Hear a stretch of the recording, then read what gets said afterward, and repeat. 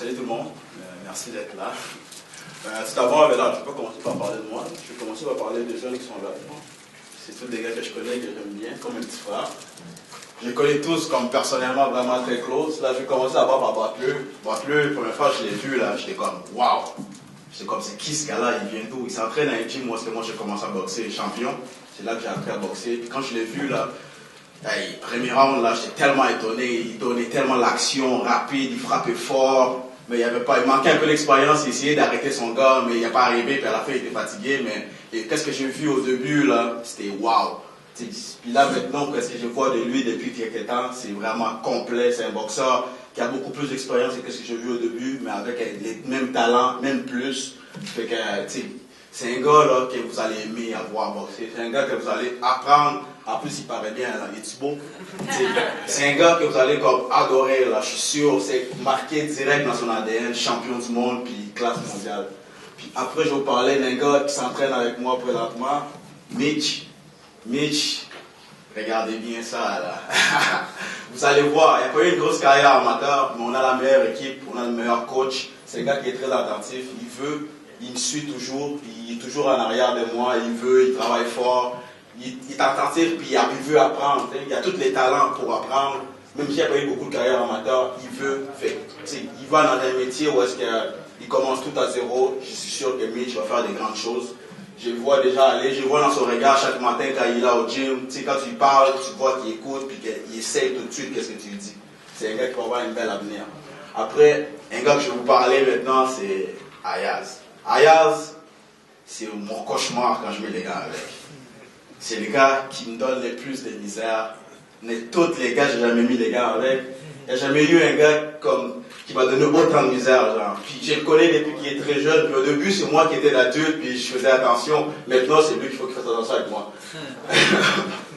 C'est un gars qui est très talentueux, très intelligent.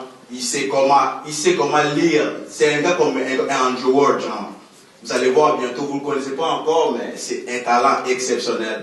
Fait que c'est ça les recrues Eye of Tiger, c'est ça le futur, c'est ça eux qui vont faire la boxe prochainement. Là. Vous ne pouvez pas avoir mieux comme recrue là en boxe que les trois que vous voyez là. Juste un petit applaudissement là, parce que je vous donne un petit insight que Camille, lui, il apporte. Ok, là maintenant je vais parler de moi. Oh. Mais en même temps, c'est comme un message pour eux là. Qu'est-ce que je vais parler de moi là? Il y a 3 ans à peu près, un peu plus que 3 ans.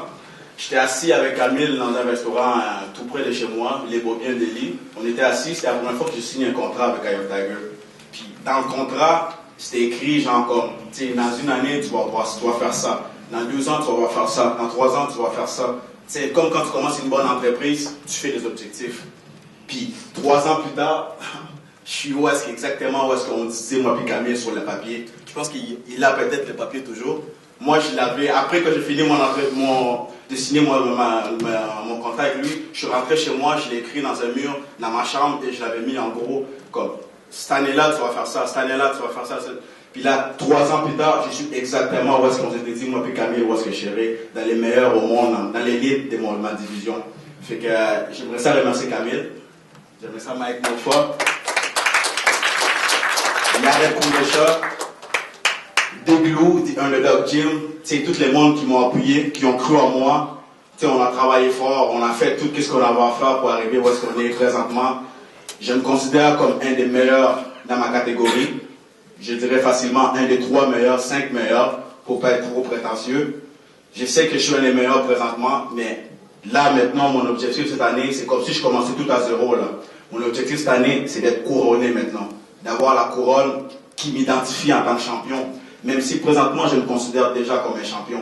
Pas juste parce que j'ai un titre, non, ça n'a rien à voir les NABF ou Continental Amérique. C'est juste quelque chose qui, comme il me dit, ok, je suis rendu là, à cette étape-là de ma carrière.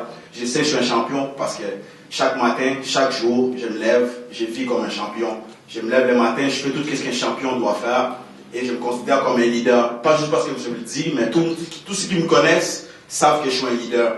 Ils savent comment est-ce que j'agis, puis j'ai toujours là comme un leader avec tous mes coéquipiers, avec tous les jeunes, avec tout le monde que je vois chaque jour, comment je m'entraîne, chaque round, chaque course que je fais, chaque jogging que je fais, c'est comme un leader. Fait que je me considère déjà comme un champion et j'attends juste mon couronnement.